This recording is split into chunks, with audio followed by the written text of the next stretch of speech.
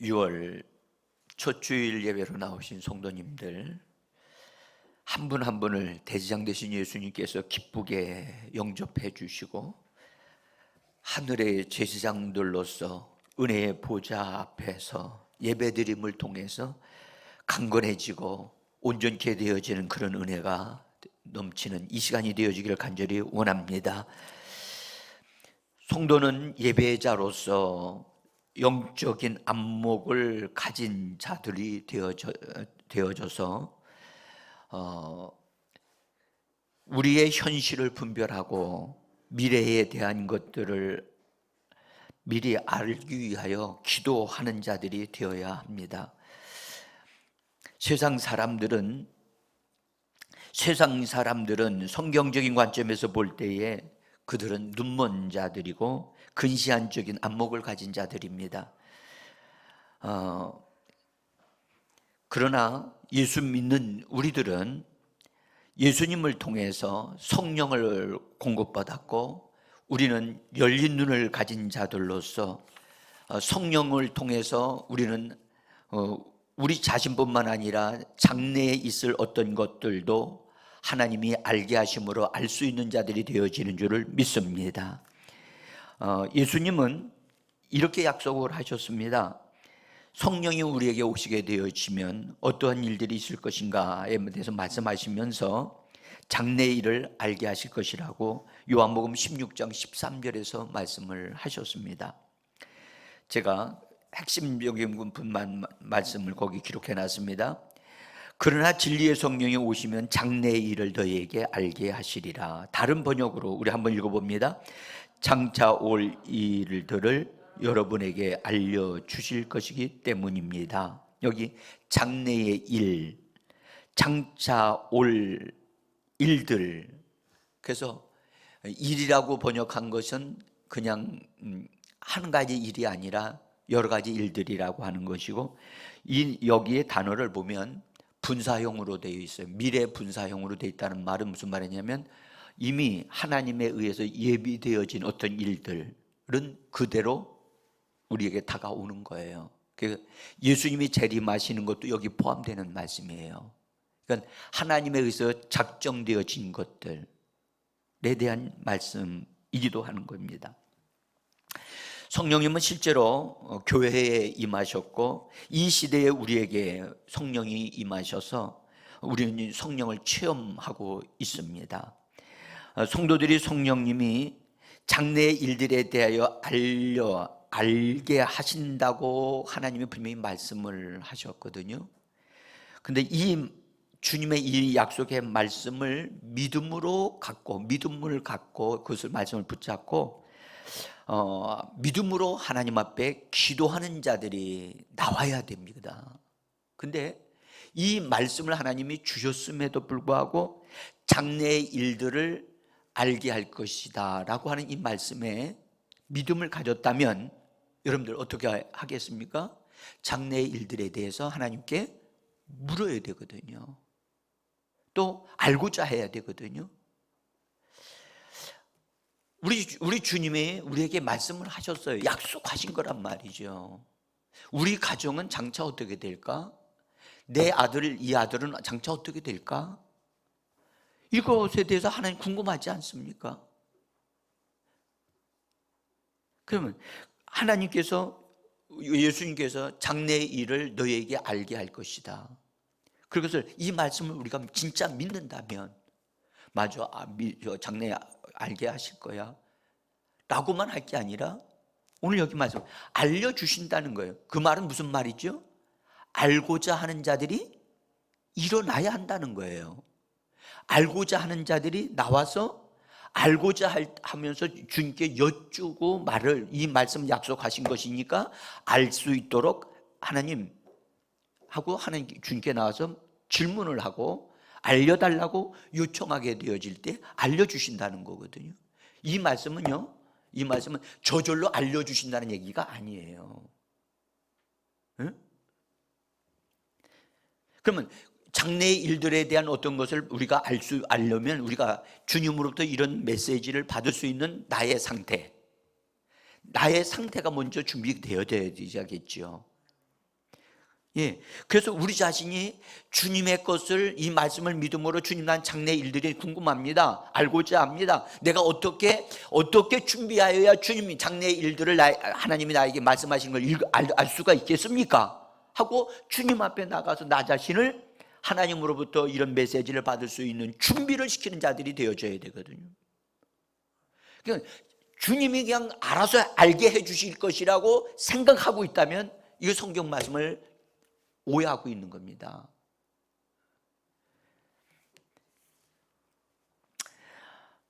그래서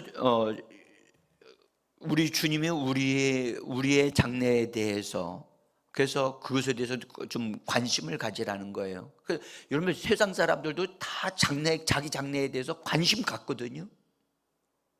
더구나 우리 예수 믿는 사람들이 주님이 이 말씀을 주셨고 성령이 오시게 되어지면 너희에게 장래의 일을 알게 하리라고 하신 이 약속의 말씀을 우리에게 분명하게 확실하게 주셨단 말이죠.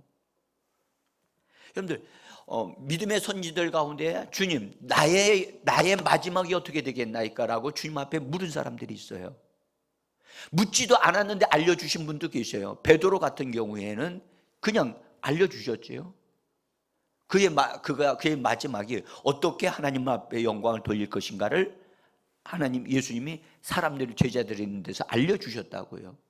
근데 어떤 이들은 주님 앞에 가서 주님, 나의 마지막이 어떻게 되겠나이까? 라고 해서 질문을 해가지고 그것을 통해서 자기 자신의 마지막이 어떻게 되어질 것인가를 알고 신앙생활을 하고 있고 살아가는 사람들이 있어요.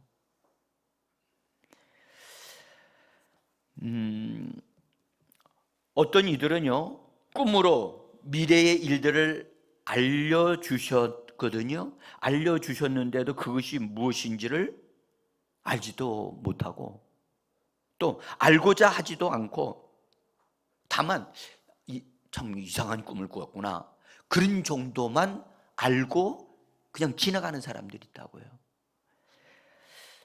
여러분들, 또 어떤 이들에게는요, 하나님이 환상을 보여주시거든요. 잠깐 동안인데 뭐 보이는 거죠. 영적인 어떤 이해할 수 없는 어떤 일이 보이는 거예요. 그것을 봤을 때 이게 뭔가 하고 알고자 해야 되고, 성령님 이것이 무슨 뜻이죠? 라고 성령님께 묻고 알고자 해야 되는데 그냥 보여주신 것으로 그냥 지나가고 마는 거예요. 우리는 너무 부주의한 게 많아요. 성령님이 우리 안에 오셨잖아요. 성령님은 직무유기하시는 분이 아니세요. 성령님은 자기 하실 일을 우리 안에서 충분히 하시려고 얼마나 애쓰시는지 몰라요. 그런데 우리들이 너무 그 부분에 대해서 감각이 없는 거예요. 응? 욥기서 33장에서 하나님께서 우리에게 우리 앞으로 되어질 일들을 말씀해 주시고 알려주시려고 얼마나 노력하고 계시고 다양한 방법으로 역사하시는가를 말씀을 하고 계셔요. 자, 한번 14절로부터 한번 읽어보겠습니다. 하나님은 한번 말씀하시고 다시 말씀하시되 사람이 침상에서 졸며 깊이 잠들 때나 꿈에나 밤에 환상을 볼 때에 그가 사람의 귀를 여시고 경고로서 두렵게 하시니 이는 사람에게 그의 행실을 버리게 하려 하심이며 사람의 교만을 막으려 하심이니라. 할렐루야. 여러분들, 하나님은 한 번 말씀하시고 다시 말씀하신다는 거예요. 한 번 말씀하신 것으로 끝나지 않고 그가 깨닫도록 하시기 위해서 그래서 그분은 사람이 그 말을 느끼지 못할 때 또 다른 방법으로 알 수 있도록 말씀을 하신다는 거예요. 알려주시는 거예요. 이것이 성령님이 하시는 일이세요. 아멘. 어떻게 하시느냐? 여기 성경 보니까 사람이 침상에서 졸며, 여러분들, 침상에서 존다는 말이 무슨 말입니까? 깜빡 잠이 든 거예요. 여러분들, 여기서도 깜빡 졸 때 있죠. 저는 버스 타고 가는데 졸지 않는데도 눈을 딱 뜨고 눈을 잠깐 감고 있는데도 환상이 딱 보일 때가 있어요. 하나님은 수시로 우리에게 알게 하시거든요. 그래서 침상에서 졸 때와 깊이 잠들 때, 이건 다른 거거든요. 깜빡 잠드는 거하고 깊이 잠드는 건 다른 종류예요. 근데 우리 번역은 이렇게 번역을 해놨어요. 또 꿈에나 밤에 환상을 볼 때에 꿈으로도 말씀하시고 환상으로도 말씀하신다는 거죠. 이것은 특별한 사람에게 그렇게 하신다고요? 아니에요. 여러분들 요엘서 2장에 있는 말씀을 보시면 하나님께서 모든 육체에게 성령을 뭐 하신다고요? 부어주신다. 육체 위에라고 했지만 육체에게 부어주시는 건 아니고 육체 가까이에, 그가 그냥 하나님만 바라보기만 하면 역사하실 수 있도록 하기 위해서 하나님이 믿지 아니하는 자들에게도 하나님이 역사하신다는 거예요. 이런 은혜의 때가 지금입니다. 근데 여러분들 믿지 않는 자들에게도 하나님이 꿈을 통해서 역사하실 수 있어요. 근데 오늘 말씀하기를 그 사람의 귀를 여신다는 거예요. 그러면 귀를 여시는 하나님이 우리의 눈도 여시는 것을 믿으시기를 바랍니다. 보게 하시는 거거든요. 왜요? 우리로 하여금 잘되게 하기를 원하시는 겁니다. 분별력 있는 자들이 되기를 원하시고 시험에 들지 않기를 원하시는 겁니다. 그래서 오늘 말씀하기를 귀를 여시고 경고로서 두렵게 하나니, 경고를 주신다는 거예요. 경고. 여러분들 노란불이 켜졌으면 어떻게 해야 되죠? 서야 돼요? 가야 돼요? 네. 노란불이 켜졌을 때 여러분들 그냥 지나가면 저쪽 차고 부딪힐 가능성이 많아. 사고가 날 위험이 많아.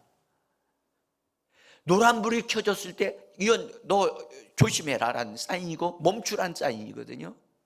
하나님은 우리에게 시그널을 주신다고요. 응? 파란불을 주시오. 하나님, 내가 지금 이런 일을 하려고 그러는데 해도 되겠습니까? 빨간불이 탁 들어왔어요. 해야 돼, 안 해야 돼요? 안 해요. 내 마음에 걸려. 뭔가 하면 안 되겠다는 생각이 들었어. 그는 환경이 하라고 해도 하면 안 되는 거예요.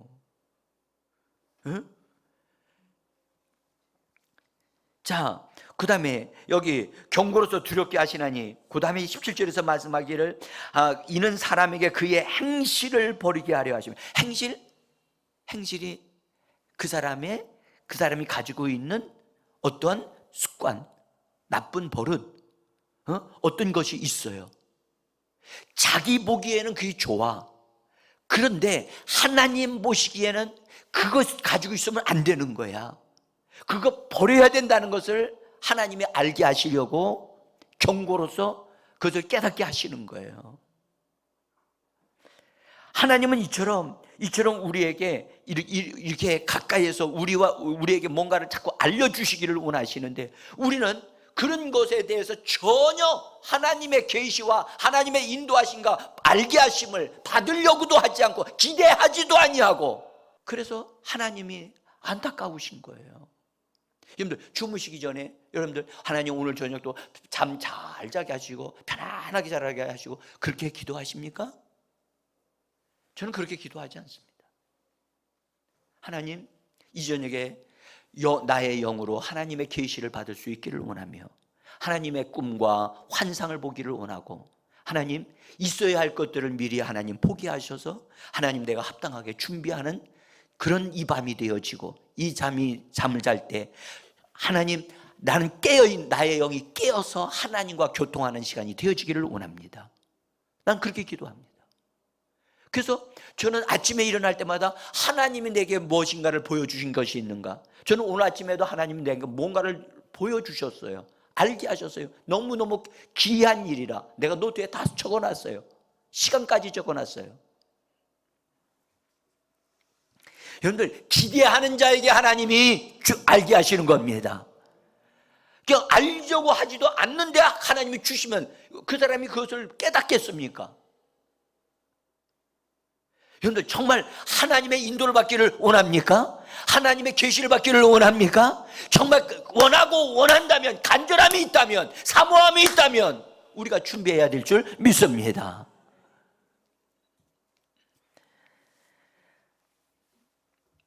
하나님은 열정적으로 성령을 통해서 우리에게 여러 가지 방법으로 하나님이 원하시는 것을 알려주기를 원하십니다. 그래서 우리들로 하여금 위험에 처하지 않게 하시려고, 교만에 빠지지 않게 하시려고, 사람의 유혹에 넘어가지 않게 하시려고. 여러분들, 성도들은 하나님의 보호하심 속에서 사는, 오늘 기도하신 분이 그런 기도하셨죠. 하나님의 보호하심 속에서. 그렇죠? 여러분, 그 다른 세상 사람과 우리는 다르단 말이에요. 그래서 우리는 영적인 감각을 가지고 하나님이 뭔가를 내게 알게 하실 때 즉각적으로 반응할 수 있는 그런 깨어있는 자, 열려있는 자가 되어져야만 합니다. 그래서 무시로 성령 안에서 뭐 하고요? 기도하고. 따라서 무시로 성령 안에서 기도하고, 그래서 계속해서 기도하셔야 돼요. 영 안에서 기도하셔야 돼요. 운전하시면서 기도하셔야 되고, 하실 수 있으면 여러분들 정말 어떤 사람을 만나는 가운데 그 사람하고 그 사람이 얘기할 때 들으면서도 내 속은, 내 영 안에서 계속해서 하나님 앞에서 기도하는 내 영이 되어지도록. 그래서 상대방이 나를 속이는 것, 딱 그 사람이 얘기할 때 주님이 내 안에서 이건 저 사람 거짓말하는 거다, 알아들을 수 있도록 성령이 내 안에서 일을 하실 수 있도록 나를 열어드리는 거예요. 성경에 뭐래? 속지 마라. 원수에게도 속지 말고 사람에게도 속지 마라 그러시잖아요. 속지 않으려면 여러분들, 속지 아니하시는 주의 영이 우리 안에서 우리를 지켜주셔야만 속지 않을 수 있습니다.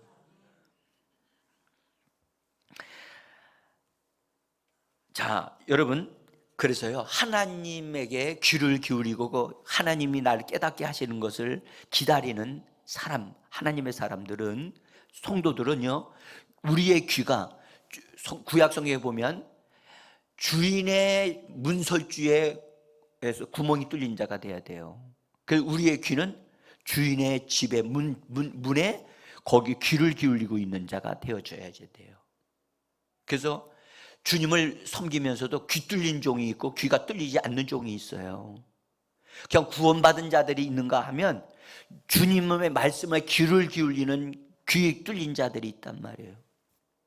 오늘날 여인들은 아름답게 보이려고 귀를 뚫지만, 여러분들, 우리는 주님의 음성을 듣기 위하여 우리의 귀를 주야로 주님의 문에다가, 주님이 계신 거기에다가 귀를 대고 기다리고 있는 자들이 되어줘야 되는 것입니다. 다니엘서 2장에 보면 여러분, 느부갓네살 왕, 바벨론 왕으로서 아주 그때 당시에 바벨론 그 나라를 큰 제국을 이루었던 왕인데, 이 왕이 제국을 이룬 다음에 이 나라가 앞으로 어떻게 될까 생각해서 침상에서 깜빡 잠이 들었는데 그 사이에 하나님이 촥 환상을 보게 하신 거예요. 근데 환상이 보였는데 너무너무 무서운 환상이었던 거예요. 그 환상이. 근데 그 환상을 보고 나서 놀래가지고 깼는데 그 꿈이 무슨 꿈인지를 모르겠는 거야. 그래서 모든 박사들, 현명한 사람들, 그 해몽하는 사람들을 다 불러놓고 너희들 내 꿈이 무엇인지를 찾아내고 그 꿈을 해석해내야, 안 하면 나 너희들 다 죽이겠다. 그 얘기 아시잖아요. 여러분들, 꿈을 알아야 해석을 하는데 꿈을 모르는데 어떻게 해석을 합니까? 그러니까 너희들이 또 나에게 꿈을 꾸게 하신 분이 하나님 신이라면 너희들이 그런 정도, 이 정도는 해낼 수 있어야 된다. 그래서 위기에 직면했을 때 다니엘이 하나님 앞에 기도해서 보니까 느부갓네살이 침상에서 잠을 자려고 딱 하다가 하나님이 순간에 앞으로 될 그걸 보여주셨는데 큰 사람이 나타났어요. 동상이 나타난 거예요. 머리는 금으로 되어 있고 어깨는 은으로 되어 있고 이 가슴은 동으로 되어 있고 발 밑에는 철로 되어져 있는 아주 신기한 사람을 보게 되어진 거예요. 그런데 갑자기 저 멀리서 돌이 쫙 날아와서 머리를 때리는 줄 알았더니 머리를 때리지 않고 발등을 딱 때리는데 그냥 그 신상이 탁 넘어져 가지고 다 깨져 버렸더라. 너무너무 충격스러운 일이라 다니엘이 그걸 보고 그 꿈에 대한 이야기를 쫙 해주면서 이 꿈은 하나님께서 왕에게 장래에 있을 것을 미리 알게 하시기 위하여 하나님이 이 꿈을 꾸게 하셨나이다 하면서 꿈을 알게 하고 꿈을 찾고 또 그 꿈을 해석을 해줍니다. 기억하십시오. 하나님이 주셨는데 느부갓네살 왕같이 꿈을 잃어버린 사람들이 있을 거예요. 하나님이 주셨어요. 지난밤에 주셨어요. 얼마 전에 주셨는데 잃어버렸어요. 그런 꿈을 받았는 줄도 몰랐어요. 근데 우리는 찾으려고 하지 않아요. 이 왕은 그 꿈이 너무너무 놀라운 꿈이라 반드시 알아야만 되겠다는 거예요. 찾고자 하는 자에게 하나님이 알게 하시는 거예요. 여러분들, 적어도 우리는 하나님을 알지 못하는 이런 느부갓네살 왕보다 성령을 받은 자로서 하나님이 주시는 계시의 꿈이라면 그 꿈을 되찾아야 할 줄 믿습니다. 성령이 너희에게 임하시게 되어지면 너희의 자녀들 예언을 할 것이고 너희 젊은 사람들은 뭐 한다고요? 환상을 볼 것이고 나이 든 사람들은 뭐 할 것이다? 꿈을 꿀 것이다. 이거는요 구분한 게 아니에요. 하나님은 예언도 하게 하시고 환상도 보게 하시고 꿈도 꾸게 하시는 놀라우신 하나님이라는 사실을 우리에게 말씀해 주신 것입니다. 그런데 우리는 하나님이 내게 뭔가를 알려주실 수 있도록 우리는 사모하는 마음이 없단 말이에요. 예배 사모하는 마음이 있어야 돼요. 난 예배를 통하여 하나님을 뵙겠다, 하나님의 얼굴을 뵙겠다, 예수 그리스도의 얼굴을 뵙겠다 하는 그런 열정과 사모함이 우리에게 필요한 줄 믿습니다.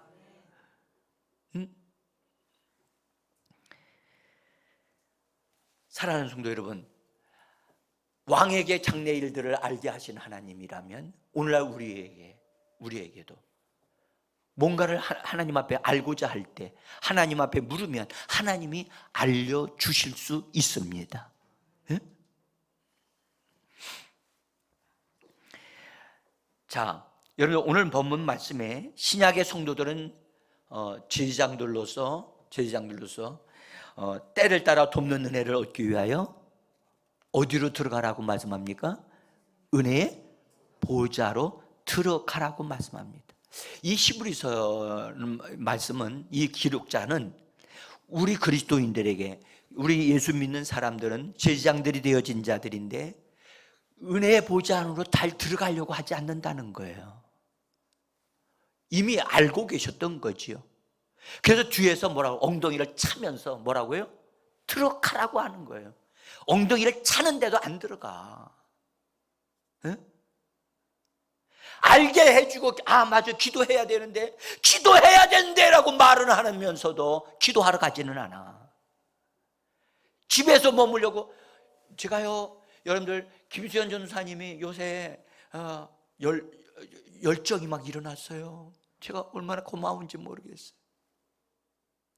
한 사람이 하나님 앞에 기도하는 사람으로 세워지는 그것이 얼마나 귀중한지 모르겠어요.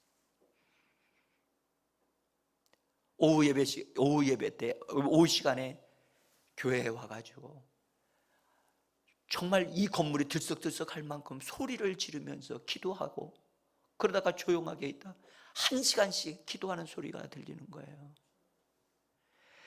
그 기도의 자리에 우리가 있었으면 좋겠는 거예요. 네? 주의 종들만 기도해야만 합니까? 아니잖아요. 오늘 말씀하셨어요. 은혜의 보좌가 너희 앞에 있다. 이 은혜의 보좌 안으로 들어가라. 들어가라고 막 밀어붙이십니다. 에? 우리는 기도할 거리들이 많은데도 걱정을 하면서도 기도하지 않습니다. 이거 불신이거든요. 우리들 마음속에 하나님을 믿는 믿음이 있다면, 하나님이 해결하실 수 있다고 믿는다면 하나님께로 들어가야지요. 자, 이 본문에 있는 말씀의 메시지 역으로 번역을 한번 보겠습니다. 14절 한번 읽어봅시다. 지금 우리에게는 하나님께 자유롭게 나갈 수 있는 위대한 대제사장 예수가 계십니다. 그분은 우리의 현실에 무관심한 제사장이 아니십니다. 제가 번역이 아주 독특해서 이걸 인용을 했습니다. 그분은 하늘에 올라가셨으니까, 그분은 하늘에 올라갔으니까, 나 이 모든 거 십자가도 졌고 다 일을 맞춰놨으니까 나는 이제 편안하게 쉬겠다 하고 우리를 내려다 보시면서 그렇게 지금 구경하고 계시는 예수님이실까요? 오늘 뭐라고 그랬어요? 현실에 무관심한 제사장이 아니라는 거예요. 여러분들, 그분은 육신적으로 하늘로 올라가셨지만 영으로는 성령에 의하여 우리 안에 들어오셨습니다. 우리와 지금 함께 계시는 거거든요. 그래서 우리가 직면하고 있는 현실의 문제들을 우리를 통해서 그 문제들을 풀어나가시고, 그래서 그것을 풀어갈 수 있는 지혜와 능력을 주시려고 우리를 기다리고 계시는 분이십니다. 기다리고 계십니다. 그분은 실제로 지금 우리를 돕고 계시는 분이십니다.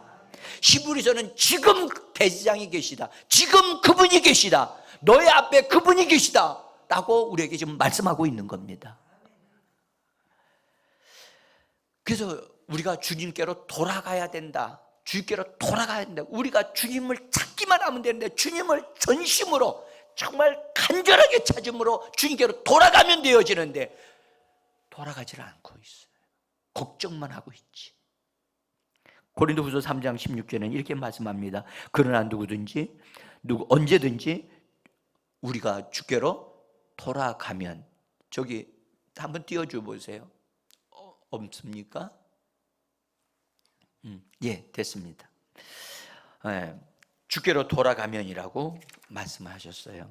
여러분들, 주님은 우리의 현실의 어려운 문제들을 무관심하신 분이 아니에요.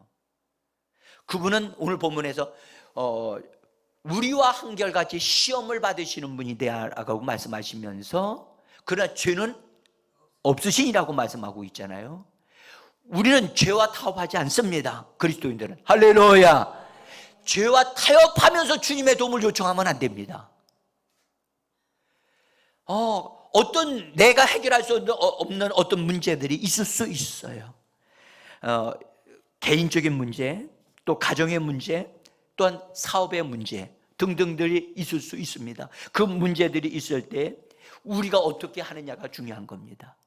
우리에게 달려있어요. 주님은 그 일에 관여하기를 원하고 계십니다. 개입하기를 원하시는데, 주님은 결코 우리보다 먼저 그 일을 개입하기를 원하지 않습니다. 우리가 그 문제를 가지고 주님의 도움을 요청하고 주님과 상의를 하고 주님으로부터 분별력을 받아서 이 문제를 해결하려고 할 때 주님의 역사가, 응답이 나타나는 줄 믿습니다. 사랑하는 성도 여러분, 그래서 우리들이 중요한 겁니다.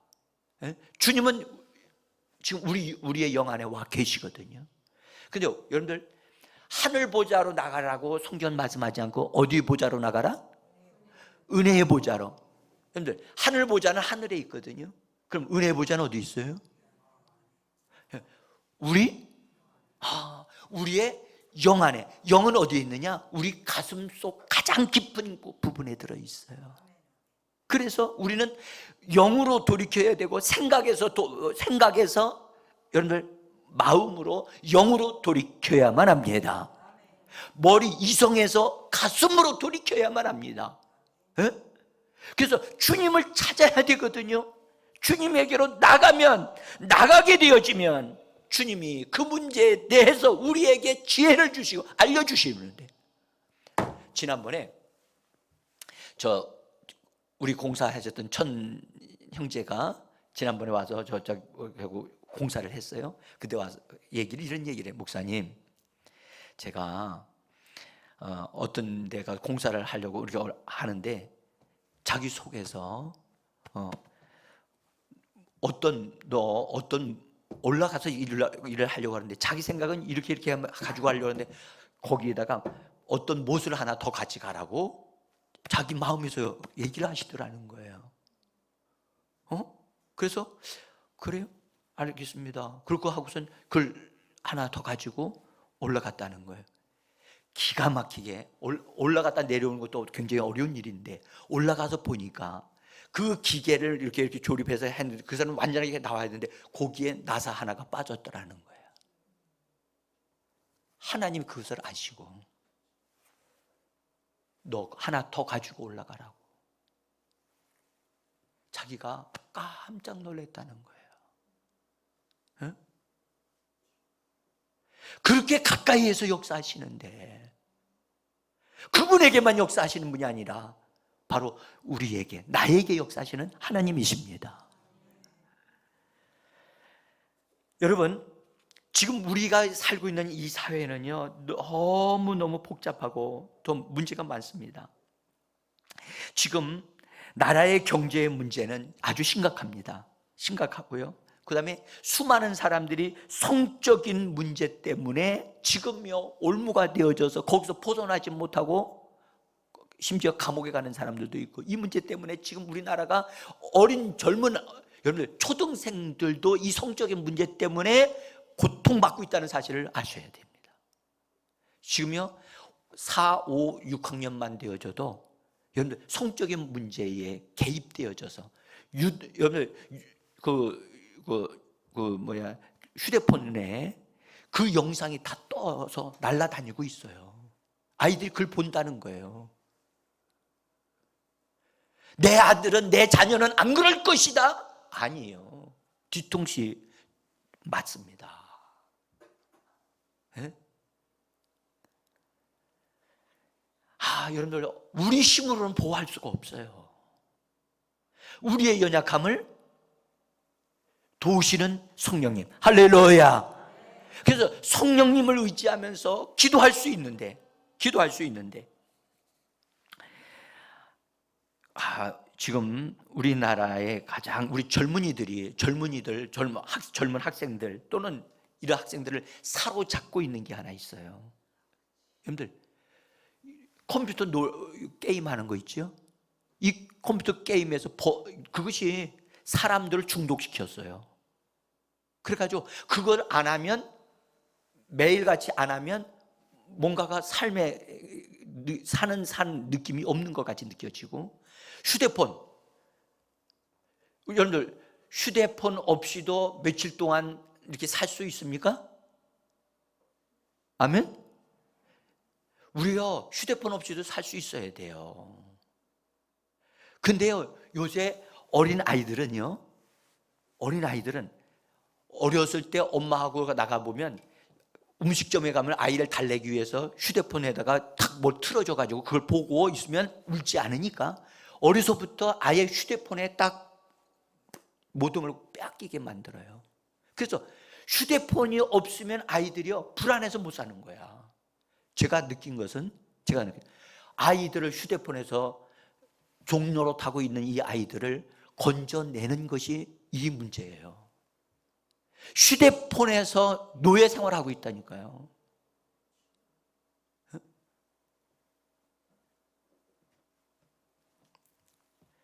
우리 힘으로 이걸 여러분들 안 돼요.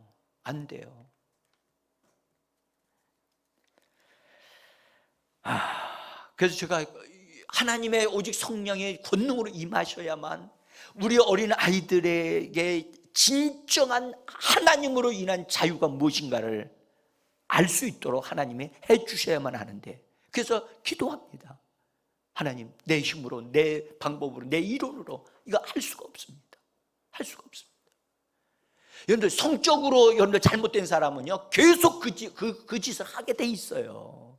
어떻게 사람이 약물을 써가지고, 그것도 한계가 있어요.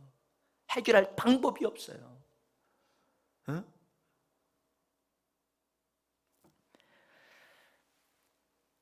자, 여러분들, 우리나라는요 지금 제가 좀 우려하는 게 이거예요. 기도하면서 느낀 거예요. 우리나라 지금 정부 지도자들이 지금 현재 경제가 침체되어지고 코로나로 인해서 여러분들 여러 가지 어려운 일들이 많이 벌어지고 있잖아요. 그래서 지금 나라가 빚을 내 가지고 그걸 통해서 어려움을 당한 사람들에게 이렇게 베풀어 주는 일을 지금 정부가 하고 있어요. 이걸 누가 제일 잘하느냐? 정치인들이 그걸 좋아해요. 왜요? 그래, 자기들이 이렇게 나눠줬다는 것을 얘기를 해야 다음에 자기가 또 국회의원이 되어지거나 높은 자리에 앉을 수 있게 되어지니까. 여러분들, 정부 돈은 내 돈이 아니지요. 그렇잖아요? 근데 여러분들, 자기 돈 같이 막 선심 쓰는 것 같이 하면서 나눠주고, 그래서 그걸 우리나라 백성들은 그것이 어떤 돈인지도 모르고 그냥 받아 쓰는 거예요. 사랑하는 성도 여러분, 제가요 우리나라가 믿음의 선진들 위에 올라가 보면 2차 세계대전 때 우리나라가 일본에게 압박을 받고 있었고 억압을 당하고 있을 때도 엄청나게 어려움을 당했지요. 그렇죠? 모든 물질을 다 빼앗겨갈 정도로 어려움을 당하고 살았지만, 그때에도 앞으로 올 세대에 대한 돈을 빌려서 살지는 않았어요. 또 6.25 전쟁을 겪은 후에 이 나라가 폐허가 되어졌어도, 그때 그처럼 어려워서도 다른 나라에서 원조는 받았을 전정 앞으로 올 세대에 대한 것들을 끌어다가 돈을 빌려다가 담보로 잡혀, 다른 나라에 담보로 잡혀서 그걸 가지고 그때 쓰지 않았어요. 그랬기 때문에 지금 우리나라가, 지금 이 시대에 우리가 그래도 이렇게 잘 살게 되어진 것이라고 저는 봐요. 하나님의 도우심 여러 가지가 있었지만. 그런데 여러분, 지금 우리나라 현재가 어렵다고 다음 세대 사람들이 써야 할 돈을 지금 미리 그들과 한 번도 상의도 안 해보고 거기에 그것을 담보로 삼아서 엄청난 돈을 지금 빚을 내서 지금 끌어다 쓰고 있는 거예요. 이번에 추석 때 또 나눠준대요. 나눠준다고 하니까 받는 사람은 지금 좋아해요. 응? 나는 이 부분이요, 여러분들, 후대 사람들이 자기 자식들에게 빚을 넘겨주는 부모가 좋은 부모입니까? 이건 잘못하는 겁니다. 여러분들, 교회가 해야 될 일 중에 정치 지도자들이 자기들의 유익을 위하여 남용하는 것에 대해서는 분명하게 이것은 아니다라고 말해줄 수 있는 교회가 되어져야만 합니다. 교회조차도 부패해 나가면 안 됩니다. 지금 제가 알아보니까 나라 빚이요 1765조 4천억 원이래요. 제가 이거 그냥 찾아본 거예요. 근데요 1년 새에 빚이 진 것이 얼마냐? 139조 4천억 원이 1년 새에 빚이 진 거예요. 여러분들, 우리가 조 단위로 하니까 이 감각이 없어져요. 감각이 없어진다고. 여러분들, 계속해서 만약에 어렵게 되어지면 결국 어떻게 될까요? 파국이 되어집니다. 이거 안 되거든요. 여러분들, 보릿고개를 넘어갔던 우리 믿음의 선진들을, 우리나라 사람들을 그때 그처럼 고통스러운 시절이 있었지만 그때 그들은요 빚을 내서 쓰지 않았어요. 응? 이걸 우리 국민들을 격려해서 단합해서 우리가 이겨나갑시다. 김대중 대통령인가요? 어떤 분인가? 그때 당시 잘 모르고 우리나라 뭐 경제 위기가 터졌을 때, IMF 터졌을 때 뭐 했죠? 금모으기 운동했지요. 그래서 놀라운 성과를 이루어가지고 어려움을 딛고 일어났잖아요. 빚내서 쓰시지 않았잖아요. 에?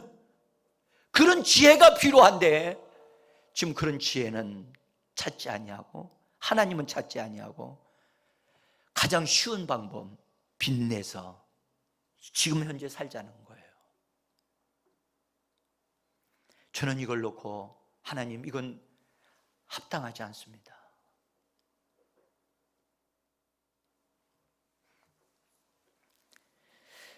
사랑하는 성도 여러분, 우리요 예수 믿는 사람들이 하나님 앞에서 바르게 살고 하나님 말씀에 순종하게 하면서 살게 되어지면 성경 말씀하기를 하나님은 복 주시고 돌보신다고 약속해 주셨습니다.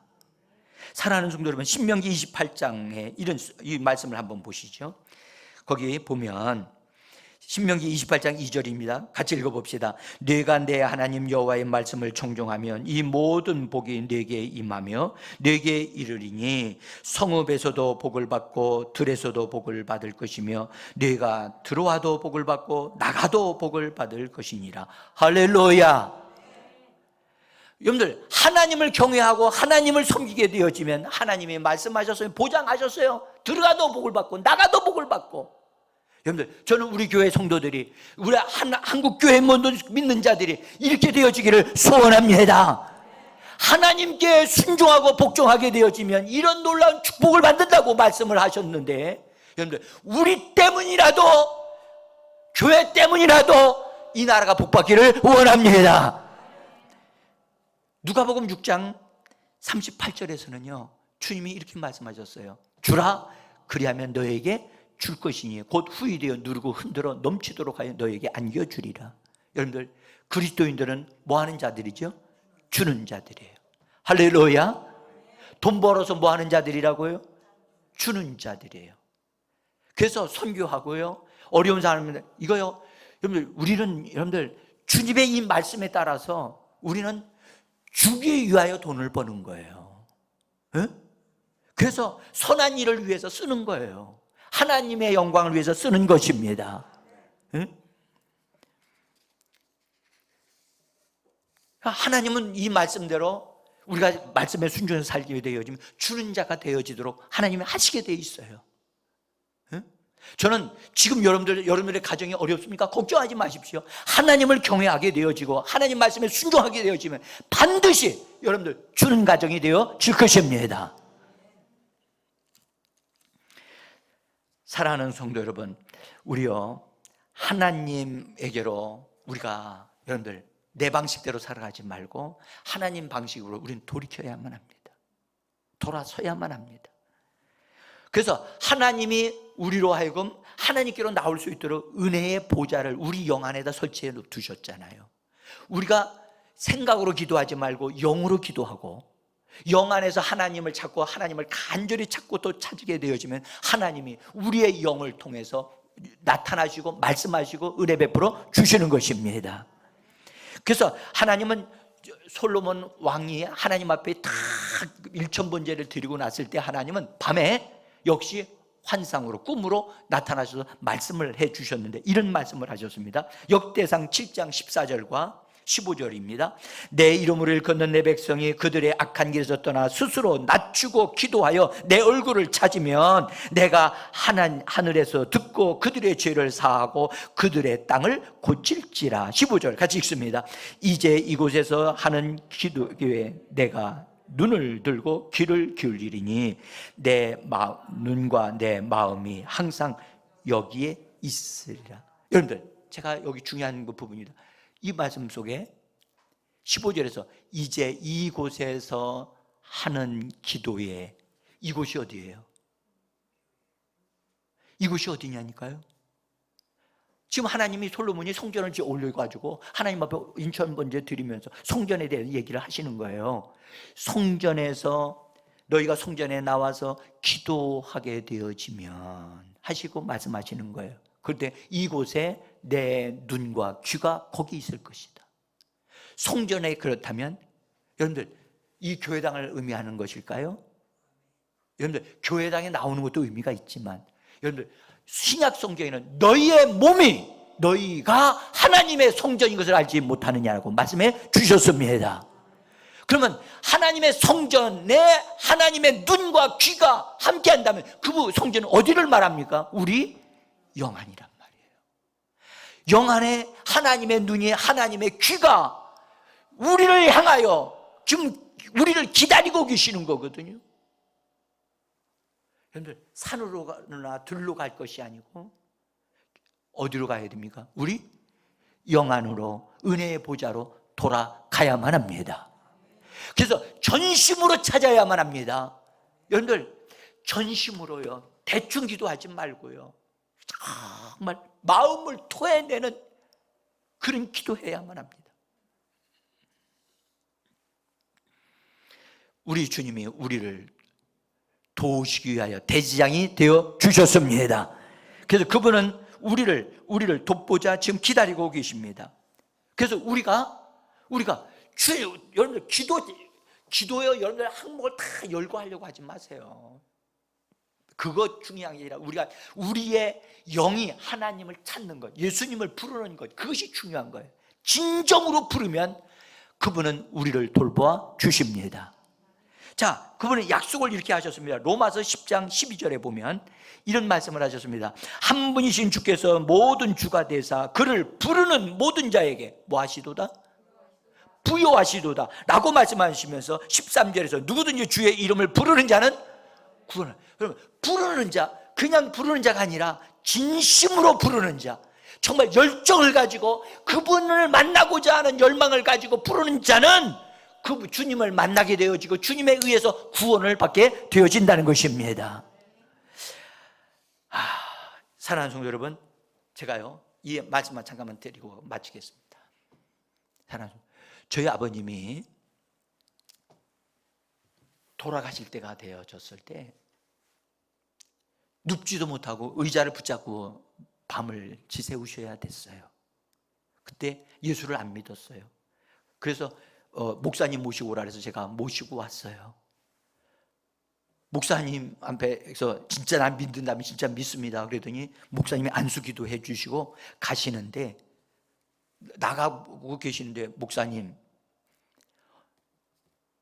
예수님이 살아계시다고 그랬죠. 어떻게 하면 예수님 만날 수 있습니까? 돌아가실 분이 예수님 만나겠다는 거예요. 저희도 깜짝 놀랐어요. 그랬더니 목사님이 나가시다가 조우방 목사님 오셔서 아버님을 쳐다보면서 진짜 예수님 만나고 싶으세요? 그러시더라고. 예, 나는 예수님 만나야 되겠습니다. 어떻게 하면 예수님 만날 수 있습니까? 난 지금 예수님 믿는데 교회 한 번도 안 가보셨어요? 집에서 예수님, 목사님부터 예수님 영접하신 다음에 예수님 만나겠다고, 예수님의 이름을 부르십시오. 그러면 그분이 만나 주실 겁니다. 알겠습니다. 그때가 저녁 5시 정도가 됐어요. 아버님은 그때로부터 시작해서 밤새도록 내가 믿는 주 예수여 나를 만나 주세요. 주 예수여 밤새도록 부르셨대요. 새벽 4시에 그때 당시에는 교회들이 종을 쳤어요. 땡그렁 치는데 갑자기 몸이 불덩어리 같이 뜨거워지더라는 거예요. 종소리와 함께 뜨거워지는데 막 어쩔 바를 모르게 뜨거워지는데 갑자기 누군가 자기 어깨에 누군가 손을 얹은 것 같은 느낌이 들어서 이렇게 쳐다봤더니 저희 집에 액자가 예수님 사진이 하나 있는데 그 사진에서 본 예수님의 느낌이 들면서 옷이 붉은 옷을 입고 그분이 쳐다보고 계시더라는 거예요.